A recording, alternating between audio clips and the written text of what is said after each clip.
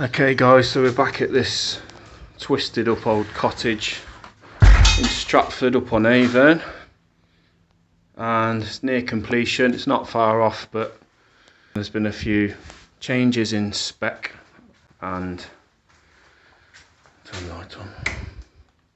Although it's not far off, there's been a few little tweaks and changes. Stu Roberts, I'm founder of Trowel Talk, Plaster's help group on Facebook, which is a Facebook group that I put together to help people like you, people that are into plastering, might be a budding plasterer, part-time plasterer, you might be a professional plasterer that does this stuff day in and day out. And the idea of the group is just to band together and pass down some knowledge, some skills and some help for the people that are struggling, and also run competitions. We've got blog posts, we've got podcasts, everything plastering related. So if you haven't already joined, jump on there and you'll find something of value on the group. Now in this video, we're working on this wall here, and I'm going to show you how we get the joints nice and seamless and smooth, because it's one of the issues really when you're patching, plaster patching. Sometimes if not done properly, you can end up with a nasty seam where the new plaster meets the existing plaster. So we'll talk about that and we'll get stuck straight into it now. I'm going to try and do this off the cuff. So, got my first coat knocked up here guys, multi-finish. Now this has had a coat of PVA glue, okay? In fact, it's had two coats of PVA glue. The first one's gone nice and tacky. I'll put another one on because dry plaster is extremely high suction, and if you don't seal it up properly, that skin's going to pull in. It might even pull in too quick and crack. So make sure when you're working with existing dry plaster that you seal it up really good. You might need two, even three coats of primer. So we'll get this chucked on. I've got a little bit of backfilling to do here guys, just where the plumber has created a bit of a chase to get his pipes in. So I'm just going to go on a little bit thicker than I normally would, just to backfill that little cavity. I'm just going to get a first coat on here guys.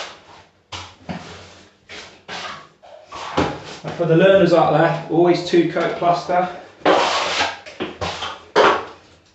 There are some videos around on one coat plastering. We don't get involved in that because every time I've tried it in the past, it's always tripped me up, and it's always compromised the finish.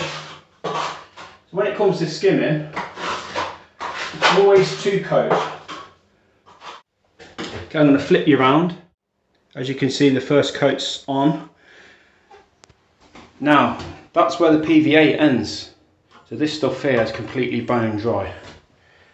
Now, if you've noticed, I've kept well away from this edge, and I've left a little band of PVA along the top, and I'm keeping well away from this dry edge. Now, this plaster's been on the wall about 5 or 10 minutes, and it's already starting to pick up. And what I mean by that is it's starting to set. So it has got the half time in here guys, plaster accelerator, which is why it's setting so fast compared to a normal mix without the product in. I'm going to come to this seam now. Now again, this is only the first coat, so you haven't got to panic too much. But what I'm going to do, now I've already bled it quite tight with a trowel, as you can see. There's not much of a ridge, but I'm still going to throw the brush over before I apply that second coat, and I'm going to thin that edge down even more. I want this edge as thin as possible. I'm going to bleed the plaster right down to nothing, and use your brush, your water brush and some water to do that. Well, I'm getting the second coat on here now guys. Now on the second coat, mix it up a little bit wetter than your first coat, because you're going to go a little bit thinner. Now if you're familiar with the channel, you'll see that sometimes we're tackling huge projects where we'll be mixing, you know, 3 or 4 bag gauges, and then other times I might be having snags and little bits and pieces like this. But what I always say, if you're learning plastering, if you can get these small panels right, and you can get the techniques right and your timings right and your methods right and get it neat on the small little panels, it's just a case of transferring those skills over onto a bigger wall.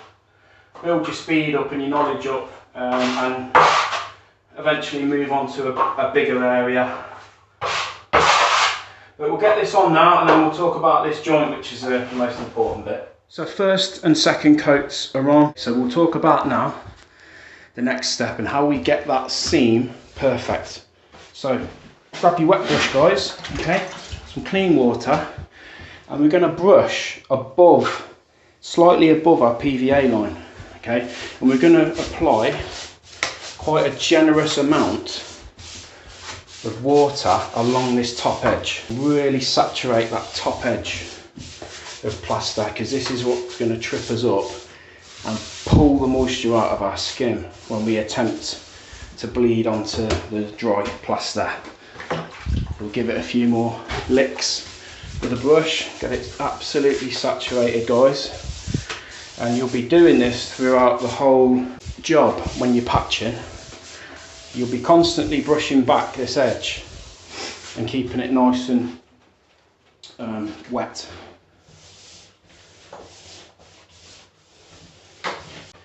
Once there's enough moisture in that dry plaster and the water's just sort of sitting on the surface, we're going to take our trowel, okay, and we're going to work back with firm pressure.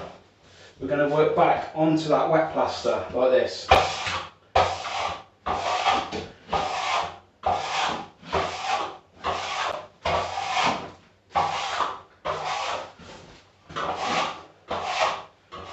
Okay.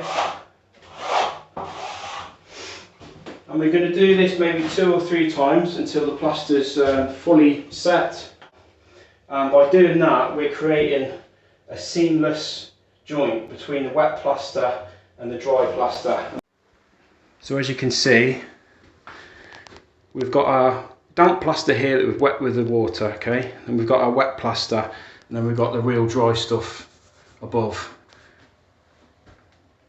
And let me see if I can get right in there to show you. It wants to be looking something like this, guys. So the seam between the 2 plaster lines is so thin that once painted you won't be able to notice it. So it's a case of getting it on, keeping away from that dry edge, and then at the later stages soak the top edge, keep away from the PVA with a trowel, and put your plaster on, but then immediately trowel it in.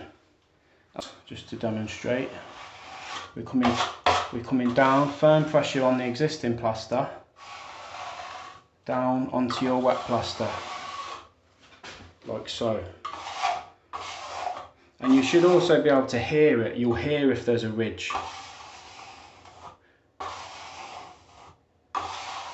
And just to get a slow-mo for you, so as we move down, there's no seam. There's no seam, it's flush. And that will paint out. So I hope that video has been helpful for you today, guys. If you haven't subscribed to the channel, consider doing so, because now and again I'll throw these tutorial videos